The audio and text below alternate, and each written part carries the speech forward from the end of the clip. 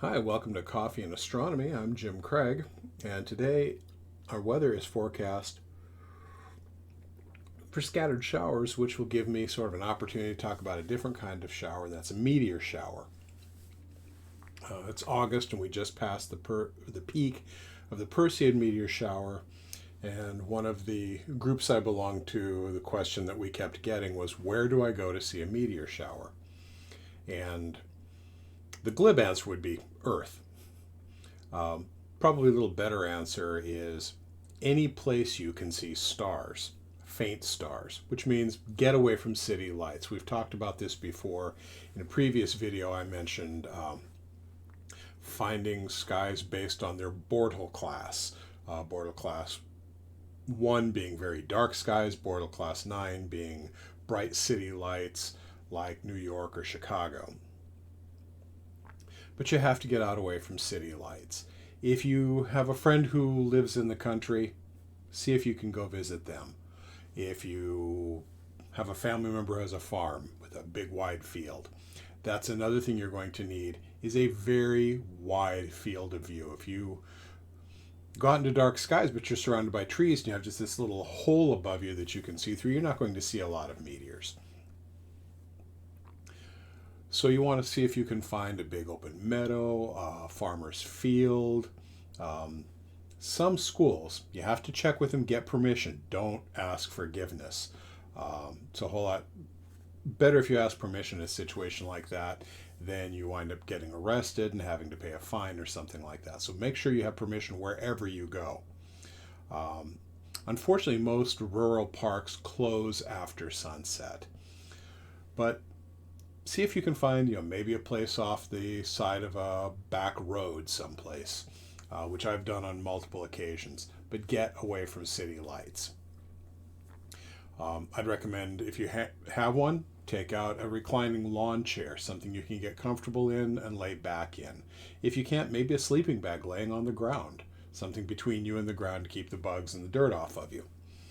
Um, and you don't want a telescope. I mean, you can take a telescope along to look at other things, but you don't want a telescope for looking at meteors because, again, you want a wide field of view.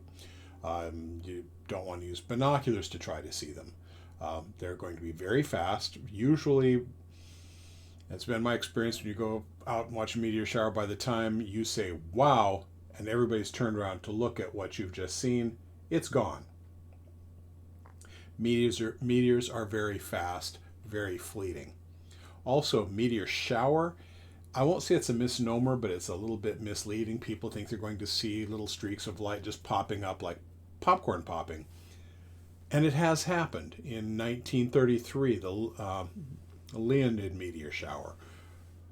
Apparently, very, very busy meteor shower. Lots going on.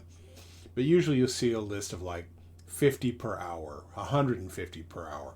But even at 150 per hour, that's one about every 20 seconds or so. So think about 20 seconds, how long that is. And then how long, that's how often you can expect to see a meteor. And of course, it's not going to be 20 seconds on the dot. It's going to be, you might see like 1, 2, and then there'd be a little break for maybe 2 to 5 minutes, then a couple more, or just one more. Now, also, watch the direction of the meteors because in a meteor shower, the meteors, if you see the streaks they make, if you follow all those streaks back, they're all going to converge on one point. If you see a meteor that goes another direction, that's what's called a sporadic, and you can see sporadic meteors on any night. The Chelyabinsk meteor was definitely a sporadic meteor, and it was seen during the day when just about the time it exploded. But meteor showers are a great way to go out. Just look at the night sky, see something really cool. Sometimes they're so bright that they'll actually cast shadows. Sometimes they'll streak completely across the sky. Sometimes just a little blip that comes and goes. So definitely get out next time there's a meteor shower. I'm going to put a list of meteor showers up here on the screen because there are several per year. Ones that I like are the Lyrids, the Leonids, the Perseids, which, like I said, we just had last week, and the Geminids. I saw a Geminid meteor shower back in 1988, and my girlfriend at the time, now she's my wife, We were standing in a yard in a fairly large city, a city of about 150,000 people.